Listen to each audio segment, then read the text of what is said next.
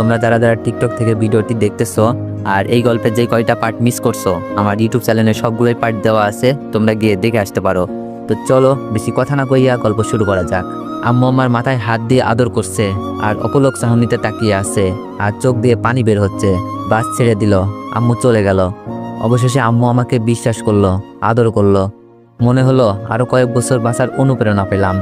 ঢাকায় রিমিদের বাসায় যেতে রাত তখন 1টা। বেল বাজিয়ে বাসায় প্রবেশ করলাম। আঙ্কেল আন্টি আর রিমি জেগে আছে। কতটা ভালোবাসে লোকগুলো আমাকে। আঙ্কেল আন্টিকে না বলে কেন গেলাম আর ওইখানে ঘটে যাওয়া সব কিছুই জানতে চাইলো। আমিও সব কিছুই বললাম। আঙ্কেল আন্টি শুনে বলল, পরের বার যখন বাসায় যাব প্রমাণ হাতে করে যেন নিয়ে যাই। আম্মুর সাথে মাঝে মাঝে কথা হয়। আব্বু এখন প্রায় সুস্থ। এদিক দিয়ে আমাদের পরীক্ষার রেজাল্ট বের হওয়ার চিন্তা। আজ দুপুর 12টায় রেজাল্ট পাবলিশ হবে। চাচাতো বোন মিথিলাও পরীক্ষা দিয়েছে। দোয়া করি ভালো রেজাল্ট করুক। সময় হয়ে গেছে, মোবাইল হাতে নিয়ে রেজাল্ট দেখার চেষ্টা। অবশেষে রেজাল্ট পেলাম। আলহামদুলিল্লাহ, অনেক ভালো রেজাল্ট করেছি। রিমি আশাও ভালো রেজাল্ট করেছে। আম্মুকে সাথে সাথে ফোন দিলাম। হ্যালো আম্মু। আমি খুশি মনে বললাম, হ্যালো আম্মু, কেমন আছো? আম্মু বলল, ভালো, তুই কেমন আছিস? রেজাল্ট কেমন হলো তোর? আমি আনন্দের সাথে বললাম, আলহামদুলিল্লাহ আম্মু, অনেক ভালো রেজাল্ট করেছি, জিপিএ 5 পেয়েছি। আম্মু বলল, আলহামদুলিল্লাহ। আম্মু, মিথিলার রেজাল্ট কি? খুব জানতে ইচ্ছা করছিল। মিথিলা আমার থেকেও অনেক ভালো ছাত্রী, হয়তো জিপিএ 5ই পেয়েছে। আম্মু বলল, তুই ওই মেয়ের রেজাল্ট জেনে কি করবি, যেই মেয়েটা তোর জীবনটা খেলার পুতুল বানিয়ে দিয়েছে? বুঝেছি, আম্মু এখন আর মিথিলাকে ভালোবাসে না, হয়তো দুই চোখে দেখতেই পারে না। আমি বললাম, আচ্ছা আম্মু, সরি, বাসায় কিন্তু কাউকে বইলো না, তাহলে জানবে তুমি আমার সাথে কথা বলো। আম্মু বলল, আচ্ছা ঠিক আছে। আমি বললাম, আচ্ছা আম্মু, এখন রাখি, বন্ধু বান্ধব ফোন দিচ্ছে, কলেজে যেতে হবে। আসলে ভাবির কাছ থেকে মিথিলার রেজাল্ট জানার ইচ্ছা। ভাবিকে ফোন দিব, এমন সময় দেখি রিমি আমার রুমে হাজির, মুখে রাজ্যের হাসি। রিমি বলল, অনেক, আজ কিন্তু বড়সড় টিপ চাই। আমি বললাম, আমি তো দিবই, তুমি দিবা না? তুমিও তো ভালো রেজাল্ট করছো। রিমিও কিন্তু ভালো রেজাল্ট করছে। রিমি বলল, দিব তো, আমারটা একটু স্পেশাল। আমি বললাম, তাই নাকি? ওকে, অপেক্ষায় থাকবো। রিমি বলল, তুমি কি দিবা? আমি বললাম, সারপ্রাইজড, এখন বলবো না, ঠিক করছি, রিমিকে আজ কিছু একটা দিয়ে প্রপোজ করব। আসলে রিমিকে কখনো ভালোবাসি কথাটা বলেছি কিনা মনে নাই, আর কোনো কিছু গিফটও করি নাই, কারণটা মনে হয় আর বলতে হবে না। রিমি বলল, আচ্ছা ঠিক আছে, আজ বিকেলে ঘুরতে যাব। আচ্ছা। রিমি চলে যাওয়ার পর ভাবিকে ফোন দিলাম। ভাবির কাছে মিথিলার রেজাল্ট সম্পর্কে জানতে চাইলাম, কিন্তু যা শুনলাম হতভম্ব হয়ে গেছি। রিমি নাকি 2 সাবজেক্টে ফেল করছে, কলেজের সেরা ছাত্রী নাকি ফেল করছে। খুব খারাপ লাগছিল মিথিলার জন্য। যাই হোক, চাচাতো বোন, কিন্তু কারণটা কি? মিথিলা কি কারণে ফেল করলো জানার খুব ইচ্ছা, কিন্তু জানবো কি করে? রিমি বলল, অনেক, কি করো? আমি বললাম, কিছু না, কিছু বলবা?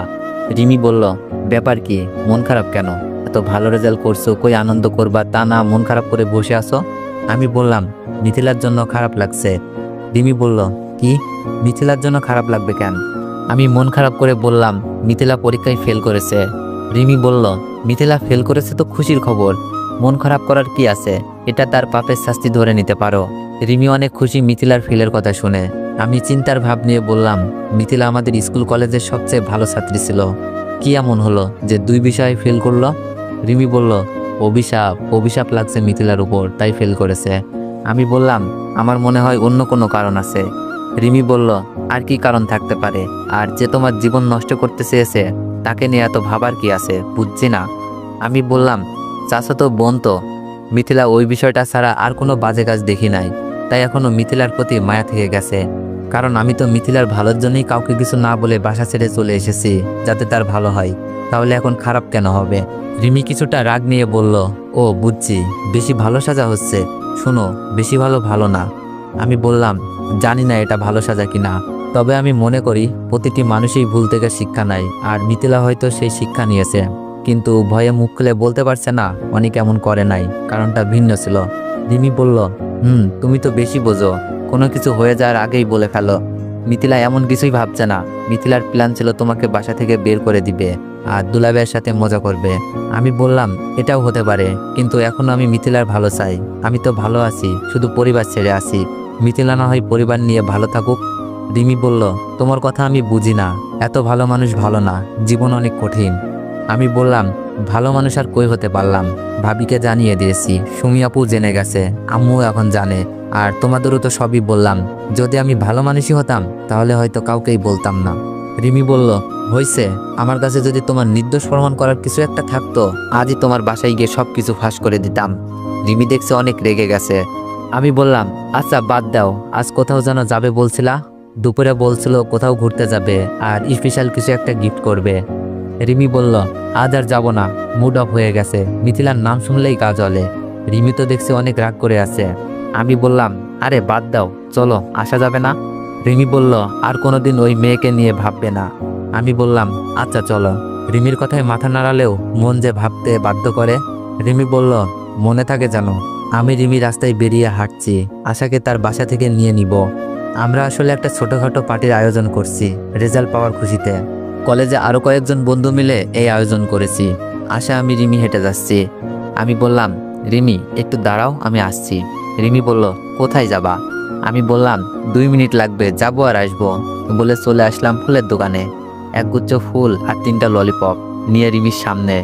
রিমি বলল, কই গেছিলা, হাত পিছো না কেন? আমি বললাম, আশা একটু ওই পাশে যাবে। রিমি বলল, আশা কেন যাবে, কি সমস্যা? আশাকে ইশারা করে বুঝালাম, আশা প্লিজ। আশা চলে গেল। রিমি বলল, মানে কি, কিছুই বুঝলাম না তো। ফিল্মি স্টাইলে বললাম, রিমি আই লাভ ইউ, তুমি কি আমাকে বিয়ে করবে? রিমি আনন্দে বলল, ওয়াও অনেক, তুমি আজ প্রথম বলছো তুমি আমাকে ভালোবাসো, বিয়ে করতে চাও। আমি অনেক খুশি, আমার মতো হয়তো আজ কেউ খুশি হতে পারে না। আমি বললাম, হয়েছে? রিমি অবাক হয়ে বলল, মানে কি হয়েছে? আমি বললাম, বলতাছি প্রপোজ করাটা কি ঠিকঠাক হয়েছে? রিমি বলল, আরে দুষ্টু, হয়েছে। আর আমি তোমাকে নিজের থেকেও ভালোবাসি, আর তুমি চাইলে আজই বিয়ে করে নিতে চাই। আমি বললাম, কিরে আশা, চলে এলি কেন? আশা বলল, তোরা এখানে প্রেম কর আর আমাকে কুত্তায় কামড়াক। আমি বললাম, কামড়াবে কেন, দেখছে তুই একা আছিস তাই হয়তো প্রেম করতে আইছে। আমার কথা শুনে রিমি হেসে দিছে আর আশা রেগে ফায়ার। আশা বলল, ভালো হবে না অনেক? আচ্ছা রিমিকে তো ফুল দিলা, আমার জন্য কি আনছো? ললিপপটা এগিয়ে দিয়ে বললাম, এটা তোর জন্য। আশা বলল, ওই আমি কি বাচ্চা নাকি? আমি বললাম, 3টা আনছি, চলো আজ সবাই বাচ্চা হয়ে যাই। রিমিকে দিয়ে আমি একটা নিয়ে খেতে শুরু করলাম। রিমি বলল, আচ্ছা অনেক, তুমি তো আমাকে সারপ্রাইজ দিলা, এখন তো আমার স্পেশাল কিছু একটা দেওয়ার কথা। রিমি রাস্তায় কি দিতে চাই স্পেশাল? আমি কাপা গলায় বললাম, কি দিবা? রিমি বলল, আশা যা তো। রিমির মতিগতি ভালো না। আশা বলল, না আমি যাব না, কুত্তায় কামড়াবে। রিমি বলল, আচ্ছা তাহলে ওইদিকে ফির। আমি বললাম, ও কেন ওইদিকে ফিরবে? রিমি বলল, তুমি চুপ করো, আশা ফির। আশা অন্যদিকে ফিরে আসে। রিমি আস্তে আস্তে আমার কাছে আসছে। রিমি আমার খুব কাছে, মানে রিমির মুখ প্রায় আমার মুখের কাছে নিয়ে আসছে। রিমি আমাকে কিস দিতে চাই। আমি সরে গেলাম। না রিমি, এইসব করা যাবে না, এইসবে গল্প নষ্ট হয়ে যাবে। রিমি রেগে মেগে বলল, কিসের গল্প? আমি বললাম, কিছু না, এইসব বিয়ের আগে ঠিক না, আর আমি লুতুপুতু প্রেম করতে চাই না। রিমি বলল, কি, আমি লুতুপুতু প্রেম করি? ওকে থাকো, আমি গেলাম। রিমি রাগ করে বাসার দিকে হাঁটা শুরু করে দিছে। কি বলতে কি বলে ফেললাম। রিমি তো দেখি রাগ করে বাসায় চলে যাচ্ছে। লুতুপুতু কথাটা বলা আমার ঠিক হয় নাই। আমি দৌড়ে গিয়ে রিমির হাত ধরলাম। রিমি দেখি কান্না করছে। আমার হাতটা ছাড়িয়ে নিল। মাথা নিচু করে বললাম, রিমি সরি, আমি আসলে এভাবে বলতে চাইনি। রিমি রাগে অভিমানে কান্না করছে আর বলছে, না ঠিকই তো বলেছ, আমি তো লুতুপুতু প্রেম করি। ওকে যাও, আমার সাথে লুতুপুতু প্রেম করতে হবে না। রিমি আবার বাসার দিকে হাঁটতে লাগলো। আমি সামনে গিয়ে বললাম, রিমি প্লিজ, আর এমন হবে না। মুখ ফুসকে বেরিয়ে গেছে। রিমি কিছু বলছে না, কান্না করছে। রিমির কান্না আমি সহ্য করতে পারছি না। আসলে এই কথাটা রিমির সাথে যায় না, অনেক বেশি বলে ফেলেছি। রিমি মাফ করে দাও, আর হবে না। কে শুনে কার কথা, কান্নাই করছে। রিমির কান্না থামছে না দেখে রিমিকে জড়িয়ে নিলাম। প্রথমে ছাড়বার চেষ্টা করলেও শক্তিতে হেরে যায়। শান্ত হয়ে বুকে মিশে গেছে। রিমি, আমি তোমার কান্না সহ্য করতে পারছি না, তুমি চাইলে যে কোনো শাস্তি দাও, প্লিজ কান্না করো না। আর আমি বলছি তো, আমার ভুল হয়ে গেছে। জড়িয়ে রেখে রিমিও আমাকে শক্ত করে জড়িয়ে আছে। রিমি কেঁদে কেঁদে বলছে, অনেক, আমিও তোমাকে অনেক বেশি ভালোবাসি, তোমার মুখে এমন কথা সহ্য করতে পারি না। আমি বললাম, প্রমিস, আর বলবো না। কিরে, তোদের সিনেমা শেষ হয়েছে? রাহুল, ইভা ওরা তো ফোন দিয়েই যাচ্ছে, দেরি হচ্ছে কেন? আসার কথা শুনে লজ্জায় রিমিকে ছেড়ে দিলাম। তবে রিমি যখন কান্না করছিল তখন কোনটা ভুল কোনটা সঠিক কিছুই মাথায় আসছিল না। তখন মাথায় ছিল রিমির কান্না থামাতে হবে, কারণ রিমির কান্না আমার বুকে ছুরি বসছে। হয়তো এটাই ভালোবাসার ম্যাজিক। রিমি তার চোখ মুছে বলল, চল। তারপর পাটি করে বাসায় চলে আসলাম। শুয়ে শুয়ে মোবাইল টিপছি। ভাবছি রেজাল্ট নিয়ে একটা স্ট্যাটাস দিই। স্ট্যাটাসের মাঝে অনেক কংগ্রেস জানাচ্ছে। হঠাৎই একটা মেয়ের আইডি থেকে মেসেজ আসলো। মেসেজ ওপেন করে দেখি, ভালো রেজাল্টের জন্য শুভেচ্ছা। মেয়েটার প্রোফাইল পিক দেখে পরিচিত মনে হচ্ছে।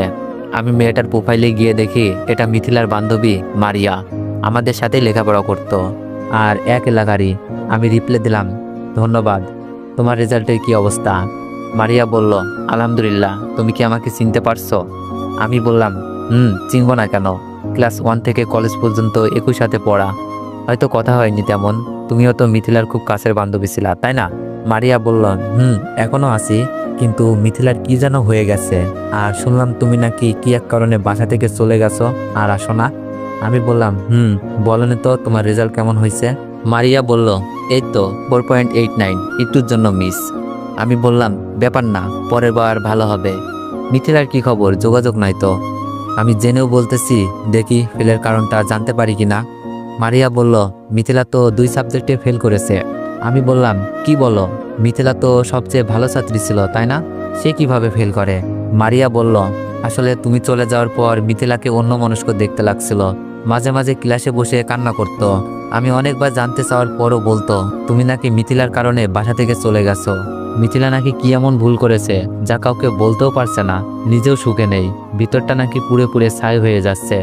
মারিয়ার কথা শুনে মনে হলো মিথিলা নিজের ভুল বুঝতে পারছে আর নিজের ভিতর অপরাধগুলো জমে থাকার কারণে অন্যমনস্ক হয়ে লেখাপড়া নষ্ট করে ফেলছে।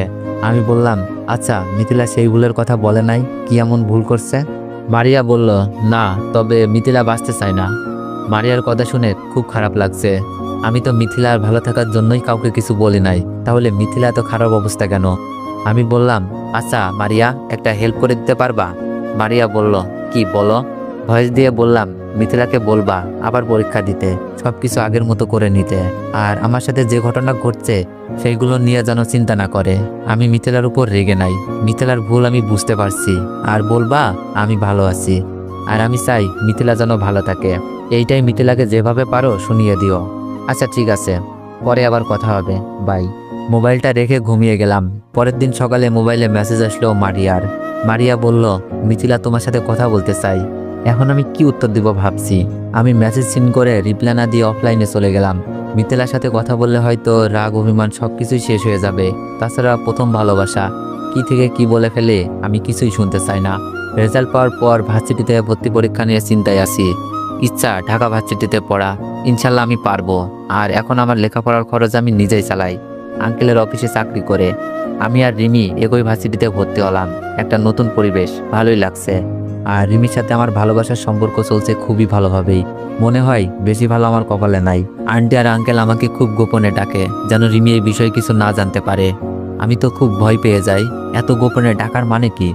অনেক, তুমি তো আমাকে মায়ের মতো মনে করো, তাই না? আজ আমাকে সব সত্যি বলবা, আজ আমাকে সব সত্যি কথা বলবা, কথা দাও। আন্টির কথা শুনে তো কলিজা শুকিয়ে যাচ্ছিল। আমি কাপা গলায় বললাম, জি আন্টি বলেন। আন্টি বলল, তোমার আর রিমির সম্পর্কটা কেমন? বন্ধুত্ব নাকি অন্য কিছু? আন্টি, বন্ধুত্ব।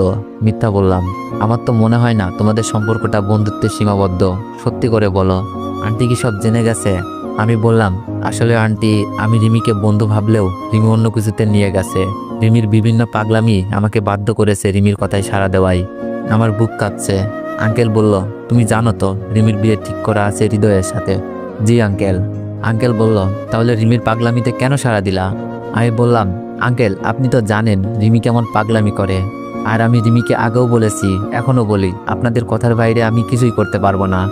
আর আমি জানি এই সম্পর্ক মেনে নেবেন না, কারণ কোনো বাবা মাই তার মেয়েকে এরকম ছেলের সাথে বিয়ে দিবে না। আমি কথা বলছি আর বুকের ভিতর কেমন যেন ব্যথা লাগছে, কারণ আমিও তো রিমিকে অনেক ভালোবাসি। আঙ্কেল বলল, সব কিছুই ঠিক আছে, মেয়েটা আমার একটু বেশি পাগলামি করে।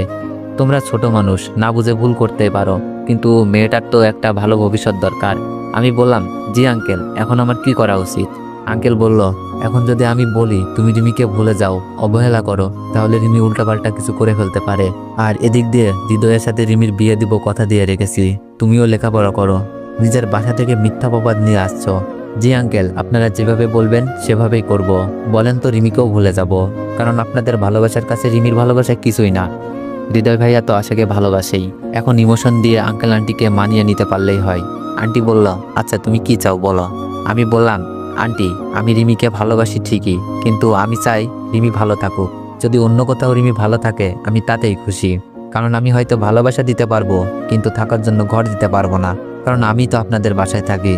খাবার জন্য খাবারই বা দিব কোথা থেকে। আন্টি আপনারা যা ভালো মনে করেন তাই করতে পারেন, তবে রিমির পাগলামির জন্য কিছু একটা ভেবে রাখবেন। আঙ্কেল বলল, শোনো অনিক, তুমি একটা ভালো ছেলে, সবকিছুই এত সহজে বলছো, আর তোমার সবকিছুই রিমির ভালোর জন্যই করছো। তাই রিমিকে ভালোবাসা অপরাধ বলবো না, কারণ ভালোবাসার মানেটা আমি বুঝি। আমিও ভালোবেসে বিয়ে করেছি, কিন্তু বাবা হিসেবে আমার দায়িত্ব মেয়েকে ভালো একটা প্রতিষ্ঠিত ছেলের কাছে বিয়ে দেওয়া, আর আমি কোথাও দিয়ে রাখছি। তাই তোমাকে অনুরোধ করে বলছি, রিমিকে যেভাবে পারো বুঝিও যে রিমির সাথে তোমার চায় না। জি আঙ্কেল, খুব কষ্ট হচ্ছিল, আমার মতো ছেলের জোর করে কিছু বলার ক্ষমতাও নেই। আর আঙ্কেল আন্টি তাদের দিক দিয়ে 100% সঠিক, আমিই ভুলছিলাম, বামন হয়ে চাঁদে হাত দিছিলাম। আন্টি বলল, আচ্ছা কিন্তু রিমিকে বলবা না, এই নিয়ে আমাদের কথা হয়েছে, আর বুঝিয়ে বইল, নয়তো রিমি হয়তো নিজেকে কন্ট্রোল করতে পারবে না। আমি বললাম, আচ্ছা। আঙ্কেল আন্টি চলে গেল। অন্য কেউ হলে হয়তো এতক্ষণে বাসা থেকে বের করে দিত, কারণ আমাকে রাস্তা থেকে ঘরে তুলে যখন শুনবে তার মেয়ের সাথে প্রেম, হয়তো কোনো বাবা মা তা মেনে নিতে পারবে না। তারপরেও আঙ্কেল আন্টি আমাকে ভুল না বুঝে রিমিকে বুঝিয়ে বলতে বলছে। আর যদি আঙ্কেল আন্টি রেগে গিয়ে বাসা থেকে বের করে দিত, আমার লেখাপড়া সবকিছুই শেষ হয়ে যেত, আর থাকতামই বা কই, আর আঙ্কেলের অফিসে চাকরিটাও চলে যেত। আঙ্কেল যদি এতটুকু স্যাক্রিফাইস করতে পারে, আমি কেন রিমিকে ভুলে যেতে পারবো না। যদিও কথায় আছে, ভালোবাসা ধনী গরিব বড় ছোট দেখে না, তারপরেও আমি বলি বাস্তবতা অনেক কঠিন। আঙ্কেল আন্টি চলে যাওয়ার পর নিজেকে কন্ট্রোল রেখে ভালোভাবে ভেবে দেখলাম, রিমিকে বুঝিয়ে না বলে দেওয়াটাই সঠিক। রিমির সাথে আগের মতো মিশি না, রিমিকে বোঝাতেও পারছি না, যদি রিমি সহ্য করতে না পারে। রিমি বলল, অনিক তোমার কি হয়েছে, আমাকে এড়িয়ে চলো কেন? রিমির কথা শুনে বুকে একটা ধাক্কা লাগলো। আমি মোবাইল টিপচার উত্তর দিলাম, কিছু না। রিমি কান্না মাখা কণ্ঠে বলল, মোবাইল রাখো, আমার দিকে তাকিয়ে বলো, আমি কিন্তু তোমার অবহেলা সহ্য করতে পারছি না। তোমার কি হয়েছে আমাকে বলো প্লিজ। বুঝলাম না কান্নাকাটির এমন কি হলো, আমার এইসব কান্নাকাটি পছন্দ না, ন্যাকামি। আমি নিজেকে কন্ট্রোল রেখে নিজেকে ছাড়িয়ে নেওয়ার চেষ্টা করছি। রিমি বলল, এভাবে কেন বলছো অনিক, আমার কান্না তোমার কাছে নেকা কান্না মনে হয়? আমি বললাম, তা নয়তো কি, দেখছো মোবাইল নিয়ে বিজি, তুমি এসে কান্নাকাটি শুরু করে দিছ। রিমি বলল, আমার থেকেও মোবাইলটা বেশি হয়ে গেল, দেখি মোবাইলে কি করছো। রিমি আমার মোবাইলটা হাতে নিতে চাইলো, আমি হাতে দিই নাই, তাই রিমি কান্না করছে। রিমির কান্নার দেখে আমার ভিতরটা পুড়ে যাচ্ছে। রিমি এগুলো কি, পার্সোনাল লাইফ বলেও তো একটা কথা আছে। আমি মিথ্যা অভিনয় করছি। রিমি কেঁদে কেঁদে বলল, কি আমার কাছেও তোমার পার্সোনাল লাইফ আছে? তুমি জানো আমার কাছে তুমি আমার পার্সোনাল লাইফ? এইসব ফিল্মি ডায়লগ বন্ধ করো, অসহ্য লাগে। বলেই রুম থেকে বেরিয়ে আসি। আসার সময় আন্টিকে দরজার বাইরে দেখলাম। জানি না রিমি এখন কি করছে, রিমি কি এগুলো নিতে পারবে জানি না। আমার যে কিছু করার নাই, রাত 8টায় রাস্তায় বেরিয়ে পড়ি। আন্টি আমার চোখের পানি দেখেছিল, আঙ্কেলও গেটের সামনে চোখ মুছতে দেখেছিল। হয়তো রিমি কান্না করছে, আন্টি অভিনয় করে জানতে চাইছে কেন কান্না করছে রিমি।